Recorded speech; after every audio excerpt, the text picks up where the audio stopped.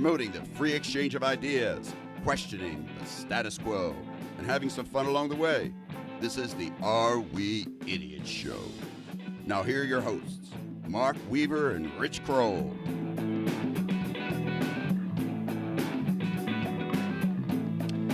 Hello again, everyone, and welcome to another edition of the Are We Idiots Show. And as mentioned, we are your hosts, Richard Kroll and Mark Weaver. Mark, what's with the new voice inflection? I noticed you're working on something. We're here. entertainers, Rich. We gotta act accordingly. Wow, are you going to start doing voiceovers? Well, welcome everyone. I'm surprised, Rich, you didn't do the weather report. Oh, wait a minute. Thanks for reminding me. Here's the deal.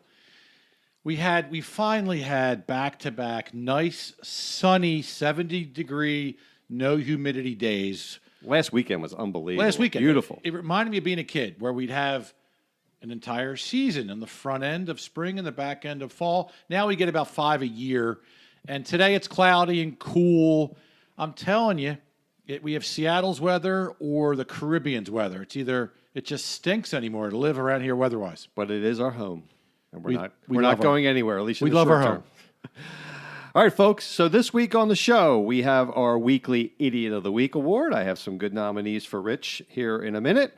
Then we're going to talk about the midterm elections. And we're going to talk about that in all its glory or lack thereof. Lack thereof. Definitely lack thereof. And it's been a rough week on the political front. We'll get into that in a few minutes.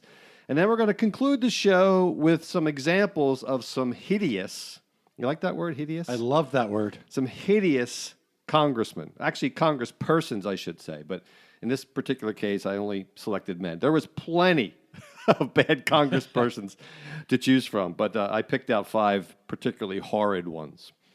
So are you ready to get into it, Richie? Let's do it. Okay. And by the way, I should have picked Elon Musk for Idiot of the Week because he didn't make the cut, but he's been an idiot for the last week.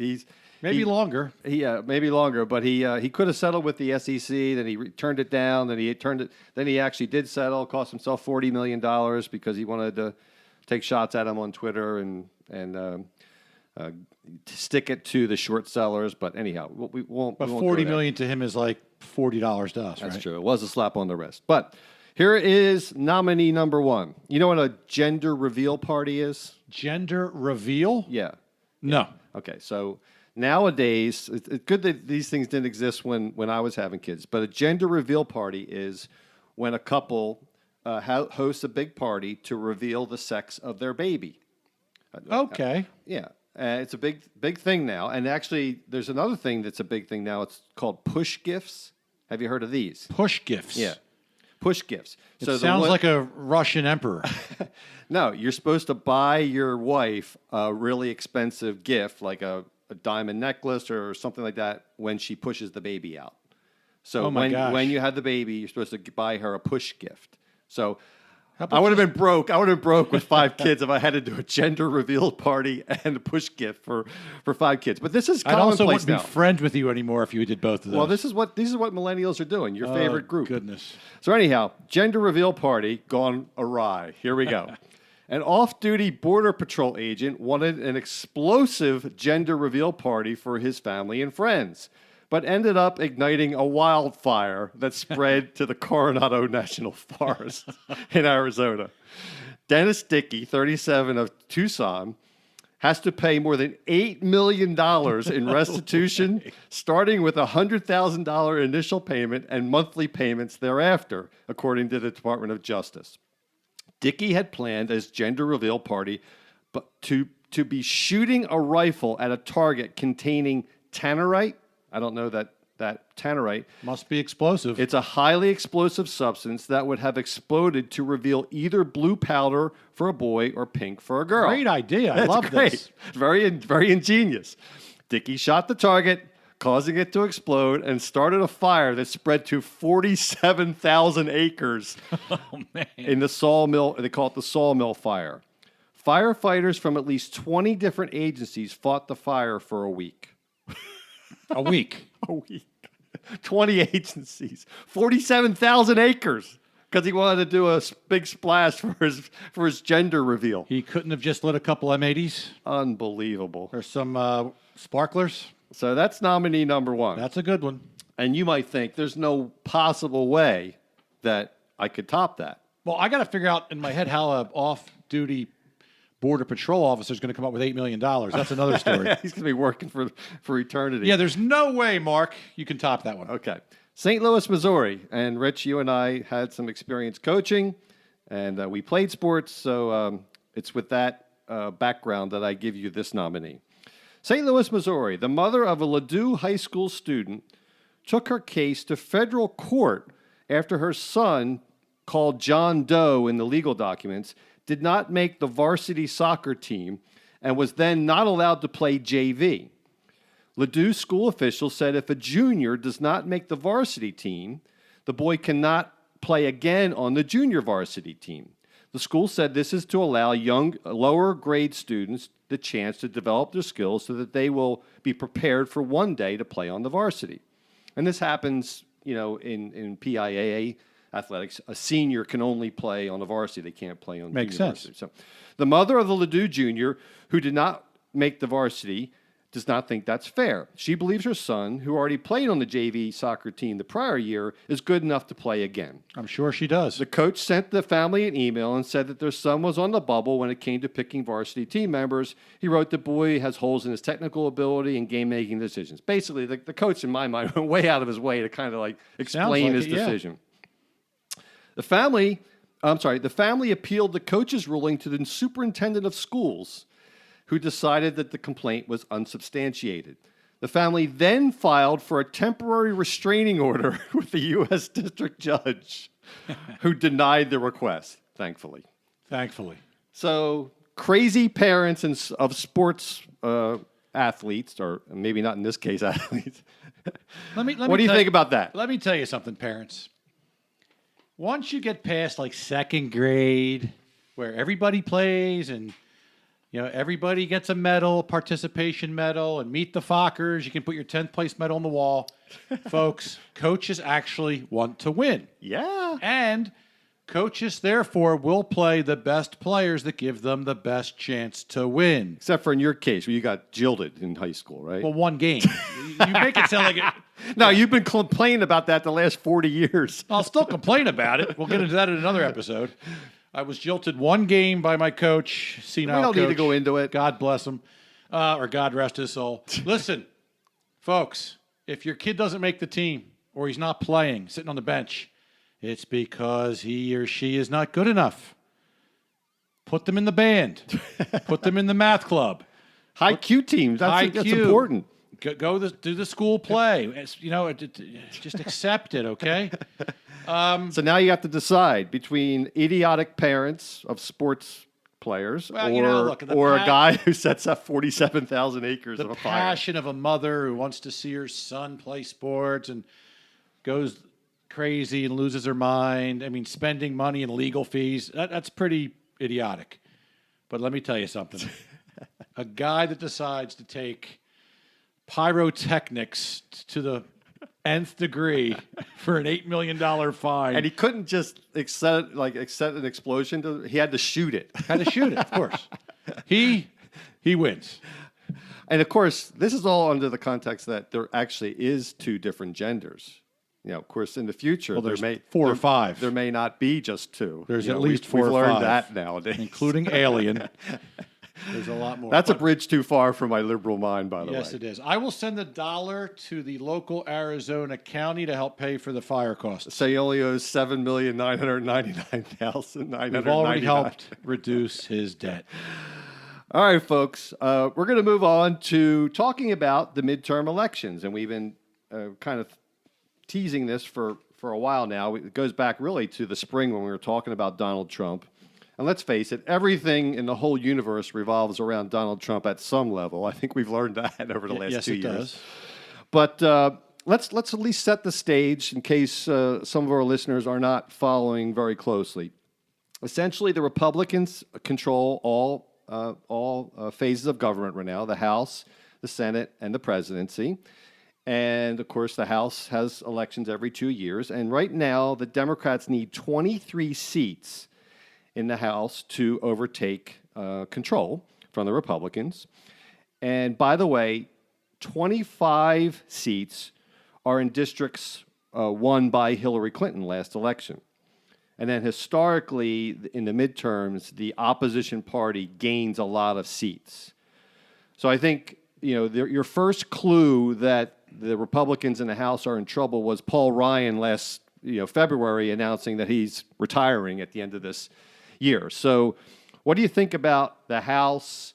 And, the history is on the Democrat side. Do you think that's likely? I don't think history and trends apply anymore.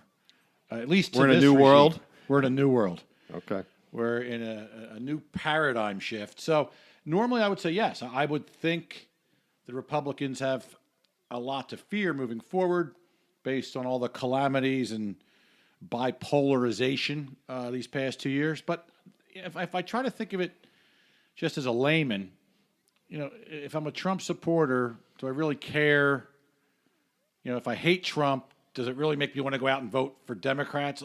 It's a weird dynamic when you think about, okay, if I hate Trump, do I want to go out and kind of screw Trump over by trying to elect more Democrats to take control so he doesn't do anything stupid if you hate Trump?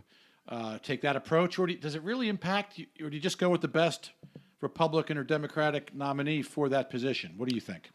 Well, I think that no one really can tell, just like a job interview. You really can't tell what a person's like in a job interview. You can't really tell what a person's like campaigning.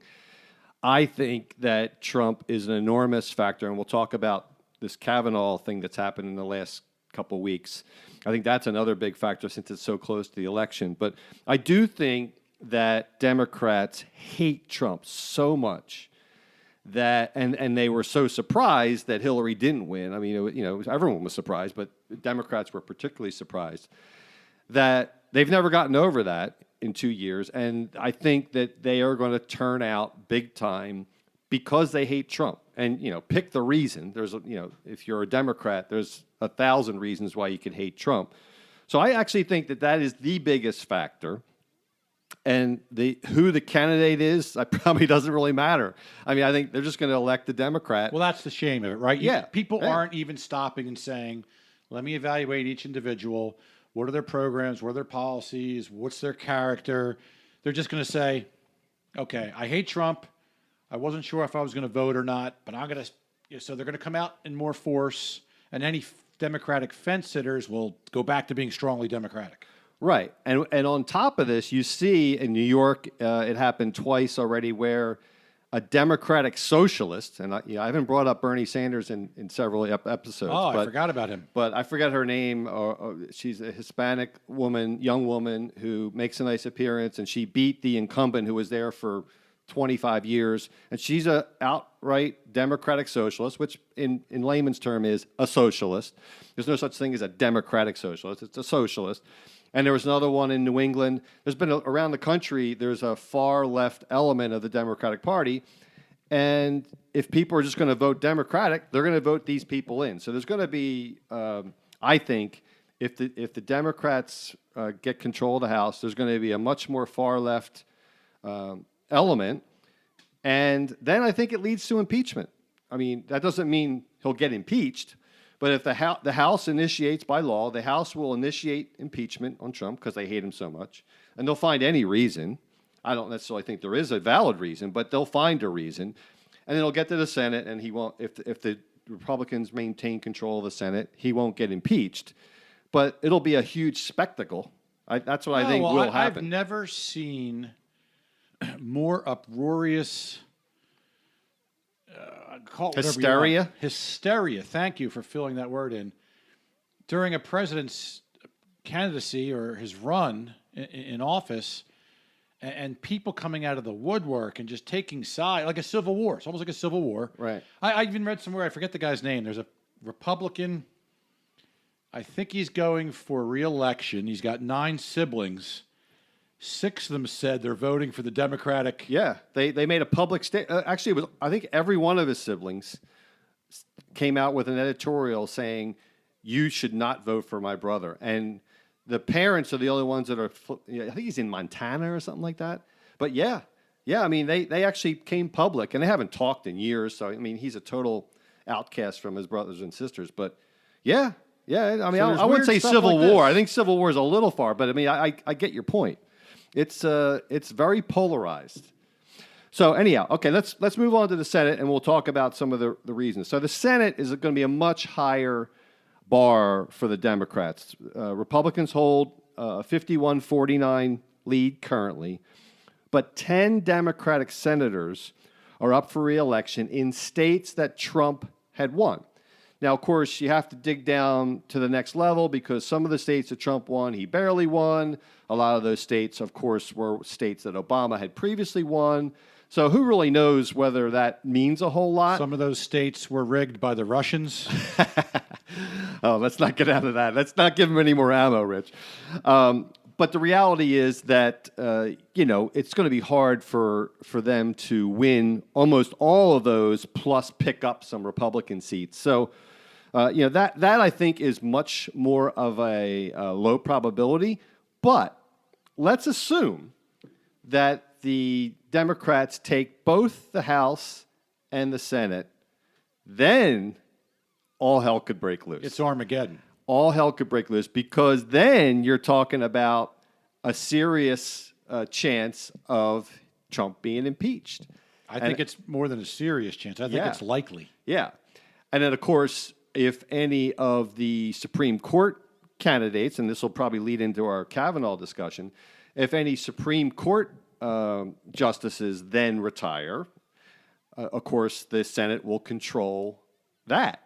So Trump would not be able to, Trump would probably appoint someone, but they wouldn't confirm them, and they would just sit on any nominees or what have you and hope for Trump to get out of office in 2020. Be the first lame duck president with 2 years left I've ever seen. Oh, yeah, for sure. Absolutely. So that leads us into this Kavanaugh thing. So you and I are on a text string, and we've been going back and forth a little bit this morning, actually, on this. But what are your thoughts on, not necessarily the details of the Kavanaugh thing, let's just take it up to a macro level. What do you think this Kavanaugh hearing is doing to the polarization out there, which I think it's making it worse, but also how will that affect the midterm elections? What are your thoughts on that? Well, it's absolutely contributing to the fire of the bipartisan hatred.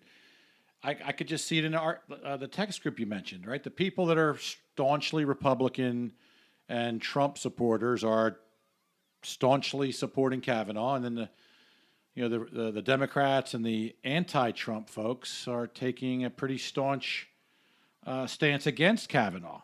And I don't know that anyone's really how far are they digging into the facts other than hearing he said, she said, and it's a tough situation because, hey, look, if he really did sexually assault somebody, whether it was, well, I think let's pause there for a second because when you and I were young, and I think a lot of people our age were young, sexual assault meant rape. I mean, for the most part, it was a violent sexual assault, and that usually meant rape. Of course, the definition has now morphed into any unwanted touch, and I got to be honest with you. There's probably times in my past where I've touched someone without their permission that could be defined as sexual assault. Right, You touch someone on the butt. Al Franken got thrown out of Congress because he was taking pictures and putting his hand on people's butts, right? He got thrown out of Congress, or he was forced to resign. And again, I'm not defending this, and that's the slippery slope, I think. I was telling my daughters this, that if you call everything sexual assault, your cause for real sexual assault will be diminished because you'll have no credibility. It's like calling everyone a Nazi or everyone a racist. the boy who cried wolf. Right. So again, I want to make it clear. I'm not condoning putting your hand on someone's butt or whatever it is. But is sexual assault what happened there. I guess it is in Kavanaugh's case, but not everything's sexual Okay, assault. so good interjection of definition there. I typically think of sexual assault as rape. Right, or close to it. If you tried to rape someone, or Something violent. Something violent. That's violent. Right, Now right. listen, yes. No in this woman, case, he did put his hand over her mouth and try to keep her from screaming. I would say that's borderline you for know, sure. You keep interrupting me. You know that, I know. right? Sorry, I'm excited. You are very excited. By the way, folks, for those that you can't see this podcast, Mark is wearing a lower taxes, less government equals more freedom T-shirt. That's right, and I wear it proudly. Is he a nerd or what? And I had some Starbucks espresso, so that's why I'm all jacked oh my up. goodness! So listen, let me articulate this properly. So, any unwanted advance on a woman is unacceptable. Right. So whether it's verbal or touching her shoulder or grabbing her butt, listen, nobody should have to deal with that. However, let's use common sense. I'm going to put the common sense in here for a minute. Just like there's a difference between slapping somebody, breaking their neck, and murdering them, there are different degrees of violent and offensiveness and egregiousness. There's different degrees of murder. Correct. I mean, there is all kinds of degrees. So can we at least agree as a common sense nation that touching a woman's knee or calling her a prude would not be in the same category as violently, egregiously raping somebody and hurting them and Right. scarring them for life? Right. Right. Can we agree there's a range of difference? Well, we can agree, but I don't think a lot of people out there can agree. Well, I think people are also taking advantage when it suits their purpose. Right. Listen, I've done and said things I'm not proud of. Have I raped nobody? Have I raped anybody? No. If anybody does, they don't deserve to be in any public position. They should be ridiculed. And there should be no statute of limitations. But if someone has a solid character and made a mistake in their formative teenage and college years, when there's so much peer pressure and there's a lot of women that do things. But if they were to do it to a guy, no one's ever going to accuse them of sexual assault because that's a reverse stereotype. So anyway. So how does that relate to the country and this Kavanaugh thing? How do you think that relates to how they might vote? Would they be more energized? Absolutely more energized. But I think it's a weird thing that if he only grabbed a girl's butt or said something to her back in a college fraternity, like everybody's done, and he's had a morally good character, a good runner, and he's a good person, and he's smart, and he's going to take the right stance on tough issues, I don't think he should be punished. If he did anything aggressive, violent, breaking the moral code of the world, he should not get the job. Now, what people are doing, nobody really knows what happened, right? No one knows, and that's the real truth. No one really knows, and no one can prove it. And but in my mind, I think there's a difference between if they were both drunk and they were kind of fooling around, and he fell on top of her and started to get frisky. That's one.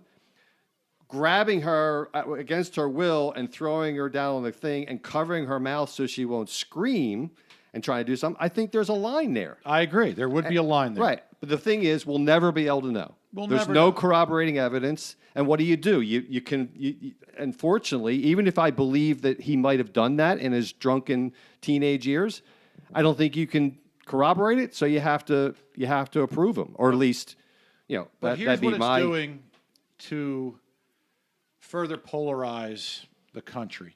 So all the Republicans and staunch Trump and Republican supporters are looking at that and assuming the minimal.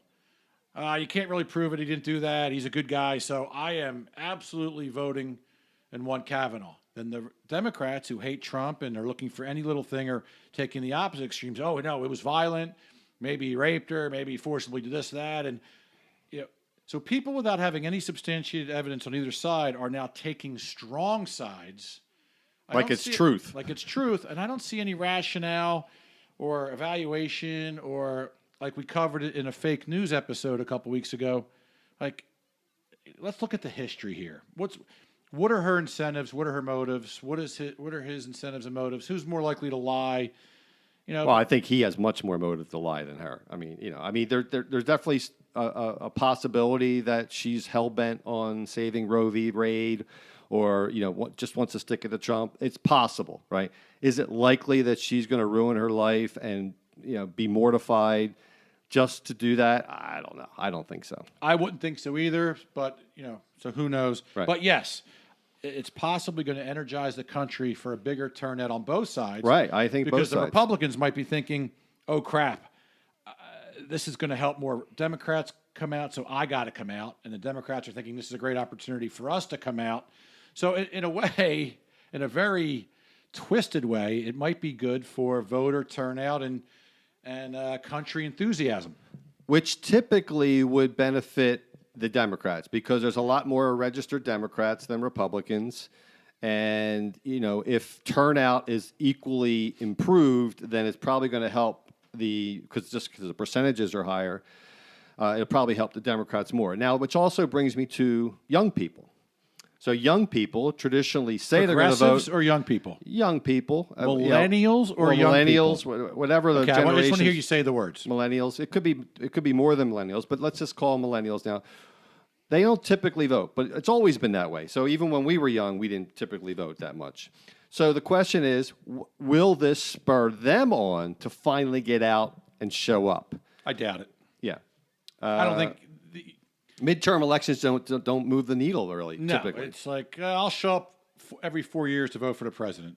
Right, right. So You don't think you don't think they hate Trump enough to show up this time? I think they're so preoccupied with other things. Themselves. And their trials and tribulations, Yeah, their crises. I don't think this does anything for that category. But, aren't we going to get into some statistics and facts and figures about success and failures of the midterm run? Is that where we're going with this? What do you mean? About Trump? Well, so about the economy, you mean? Well, anything. So when I showed up for the show, midterm elections evaluation, I thought this would be also an opportunity to. Well, we did the Trump show, and I think I've been on record since then a couple different times of the things I think Trump has done well and what he hasn't done well. But I do think, the other factor in any election is the economy, right? Because Let's talk about that. Most people agree. Because you're an economist, a closet economist. I wish I was, but it's a lost art at this point. But most people vote their pocketbook, and I think you could have a good argument as to whether the economy is really good or not. I think there are certainly some aspects of the economy that are good. So. Lowering taxes, I'm in favor of that, starving the beast, so to speak. We did lower taxes on corporations, and they got one half of the equation right. They took money out of the federal government's coffers. Unfortunately, they just keep spending at the same rate. So my contention is we're on a sugar high, and it feels great when you're on heroin. Unfortunately, at some point, you're going to have to go to rehab. Do you know what it's like to be on heroin? I don't. But I thought it was a good analogy to hammer home the point. Especially for our audience that are yes. on heroin? Well, maybe alcohol. I will use alcohol. When you go to rehab for alcohol, it's bad when you're drying out, right? That's what I've heard. People have told me. No, what do you think about that? Is the economy as good as Trump says it is, or are we on a sugar high? See, again, a lot of the Republicans are on a sugar high, and when you take things out of context, it's real easy to pull 0.1, 0.7, 0.35 and build a positive. Are you saying I'm taking out of context? No, in general. Or it's also equally, I think both sides are building a case conveniently which suits their purpose. The Republicans are finding some things that GDP's up. Unemployment's at an all-time low, 3.7%. Let's say there's a ticker list of 50 items, good and bad. The Republicans, unfortunately, are only taking the good things out and promoting those and saying, look, what a great job Trump's done. Look at the economy. Now, conversely, the Democrats are doing the same thing. They're taking the handful or many things that are not good and only promoting those and saying, look, Trump stinks, it's terrible. So nobody's really taking an honest kind of the old Ben Franklin ledger. Here are the good, here are the bad. Are there more good or more bad? No one's really doing that, which is kind of upsetting. So I don't know what the truth is other than I do know our debt is skyrocketing. Right. And, you can blame it on Obama and what Trump inherited, or you can look at the facts and see how the government's spending money. So, There's no credible reason to blame it exclusively on Obama. I am, as you know, I'm not a Democrat or a Republican. This goes back to George W. Bush, and I'm a broken record on the debt, but goes back to George W. Bush. He ran up $5 trillion. Obama ran up another $12 trillion. Trump's going to have $1 trillion deficit this year alone. And the reality is, I just saw a stat. I sent it out to our text group a couple of days ago. This year, when interest rates are low, in the 2% range, this year the federal government is going to spend $500 billion in interest on the debt. You know how much they spent on roads and bridges, Rich? $50 billion. So they spent a tenth? A tenth. They spent 10 times more when interest rates are low. When interest rates go back up to a historical norm of 4 or 5%, they're going to be spending over $1 trillion a year in interest. And that assumes that it doesn't get any worse than it is now. There's a lot of people think it's going to go to $30 trillion, and then it'll be even higher than that. So how is that a good thing? It's awful. And people have their head in the sands. No one's holding these Republican and Democratic Congress people and president to task because it's out in the future. No one seems to care. And they're financially illiterate, which is another issue we talked about on the Immediate Gratification Nation show. IGN. Some of our friends are apparently financially illiterate on these text groups. Here's the reality. Is my pocketbook or wallet bigger and better? Less taxes, more money in the bank, my stock and 401k accounts better, my earnings and my job improving. Yes, and yes. If I stop right there and use that as the totality of measurement and how the economy's doing, economy's great. I love Trump. But to your point, if no one's feeling what that $500 billion and ultimately trillion is doing to us, if they're not feeling the pain in their own wallet and their own bank accounts, in the immediacy, in the instant gratification, then they don't care. And quite frankly, I don't think our generation cares about what happens. I don't mean they care about our kids, but not everyone else's kids. They're not worried about the future. And I hate to say it, but I've used this on our text string, but it's the equivalent of a profligate family living on credit cards. And the credit card company keep spending more than they're making, and they keep buying nice things, going on vacation, they drive in new cars, and the credit card company just keeps increasing their credit line. Until at some point, they say, you know what, we can't extend you any more credit. Now you have to start paying, and they can't even pay the minimum payment.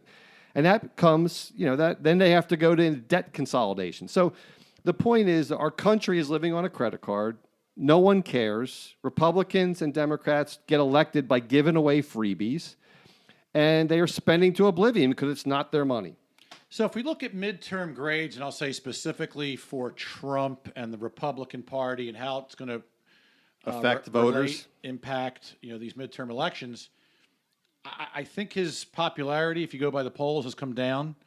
I think just his consistent lying, just idiocy in his tweets like a teenager, his defensiveness and his ego and his narcissism. Listen, has he done some good things? Yes. Yeah. Has he done a ton of bad stuff? Yes. Is he a likable guy? No. Is he a better president than we've ever had or could be? I don't know. I don't think so. Is he much different than anything we've ever seen or had? And people wanted different. People thought a businessman could change politics because politicians weren't changing. Listen, I don't see how the country's much better with him. And therefore, I think the Democrats are going to run with it. The Republicans are going to try to defend it. And all the fence sitters, I think, are now leaning Democrat. And I think it's absolutely, I think mostly his social media idiocy is going to hurt the Republicans and both parties. Nothing else. So I tend to agree with you. I think the House will go Democratic. I think there will be an impeachment. I think the Senate will barely be held on. And as far as Kavanaugh goes, as we tape this, he's probably going to get confirmed tomorrow. But I wouldn't be surprised if he doesn't. I really wouldn't. So that's my summation. Anything else on this subject before we move on? Did we solve anything today? No. Do we Do we ever? No. All right, I got to run through these fairly quickly in the next 4 or 5 minutes. So but we've had some awful Congress people over the years, and I literally could have chosen 40, but I picked 5. Number 1, Randy Duke Cunningham. Cunningham, The Dukester? The Dukester. Cunningham, a decorated Navy fighter pilot during the Vietnam War, represented San Diego, beautiful place, as a Republican in the U.S. House from 1991 to 2005. He resigned from Congress in disgrace. His story is best told by the book, The Wrong Stuff. The extraordinary tale of Randy Duke Cunningham, the most corrupt congressman ever caught. Bottom line is, he took bribes of $2.4 million, mostly with defense contractors, and he got convicted. He made extravagant purchases on a yacht, Rolls-Royce, a suburban D.C. condominium, and a mansion. Here's the funny thing. He got 8 years in federal prison. He was ordered to pay back $1,800,000 in restitution. So you steal 2.4, and our crazy court system makes him pay back 1.8. So he made $600,000. Not a bad. And how much of his term did he serve? Probably I don't 2 know. years. He was there for 14 years or something like that. But I mean, of his jail term. Oh, I don't know. He said he did 8 years. He probably only spent 2 in jail. So you know what it is when you're a Navy decorated war pilot. You're going to get some breaks. But hey, folks out there, if you see your congressman driving around in a Rolls Royce to his castle, there might be something up. Next one, William Jefferson, Democrat from Louisiana. He was lining his own pockets. The FBI raided his office in 2006 and found $100,000 in bribes in the freezer. It's like a Goodfellas movie. One of my best friends who drives a bus hides money in a freezer. We won't say where he lives. Or the street. The other thing is he did during Katrina, right? He's representing Louisiana. So he really cares about his constituency, Rich. He commandeered a Coast Guard helicopter to gather his own personal effects during this flood. That's like George Costanza running out of the elementary school when the fire alarm went off. Knocking over kids. Yeah. Oh, my goodness. He actually won re-election. This is how corrupt Louisiana is. He won re-election with all this stuff being known, his bribery and stuff. Well, the Russians were definitely involved in that. He did finally get defeated in 2008. Denny Hastert. This guy's an all-time worst. So Hastert was the longest-serving Republican Speaker of the House and the highest-ranking politician in U.S. history to go to jail. Some of you may remember that he was indicted on not recording bank deposits, making false statements to federal investigators, and they didn't really know why. They just knew he was playing funny with the money. Turns out funny money. Turns out he was paying off old boys, they were men now, that he had molested while he was a wrestling coach. Some as young as 14, by the way. Holy and he cow. later admitted sexually abusing boys when he coached. The judge in the case referred to Hastert as a serial child molester, imposed a sentence of 15 months in prison. Doesn't that make you sick? 2 years supervised release and a $250,000 fine, total slap on the wrist. He only served 13 months. It's unbelievable. By the way, he also espoused to be a devout evangelical Christian along the way, which Great. makes me sick. I'm sickened. I hate that kind of stuff. All right, last one, and I got to move on. Jim Traffican. Do you ever hear of this guy, Richie? Not off the top of my head. He was on 60 Minutes. He was from Ohio. He was a Democrat and later became an independent. He was a total rebellious guy. He was expelled from Congress after being convicted of taking bribes, filing false tax returns, racketeering, forcing his aides to perform chores on his farm and houseboat. Houseboat? Yeah, houseboat in Washington. And he's sentenced to serve 7-year sentence. Trafficant, ironically, died on September 27, 2014 as a result of injuries sustained at his farm when its tractor flipped over on him. I don't know if you remember that story. It was a big story at the time. But the irony is he was making his employees work at his farm, and then he ends up dying on his farm. So, my conclusion is this. We should all vote to raise our congressmen and senators' salaries because clearly they're not making enough money. they're all crooks. Not all of them. I shouldn't say that. But as you know, I'm very skeptical of all of them. But anyhow, Richie, that concludes our show. Next week, folks, tune in because we're going to talk about group identity. And we kind of touched on it a little bit today. And frankly, how polarized we are. This leads to, group identity kind of leads to stereotypes, both good and bad. And many people believe that we're just really divided. Rich brought up the term civil war today. So we're going to talk about that, whether it's political affiliation, race, sex, ethnicity, even income. There's lots of group identity out there, and I think it's a problem. So with that, always remember, if what you see or hear sounds idiotic, then we're just the kind of guys to help you sort it out. See you all next week. Take care. Don't forget to buy your push gifts for your wives. Thank you for listening to the Are We Idiots Show. Please subscribe on iTunes, Google Play, or Stitcher so you can enjoy all episodes.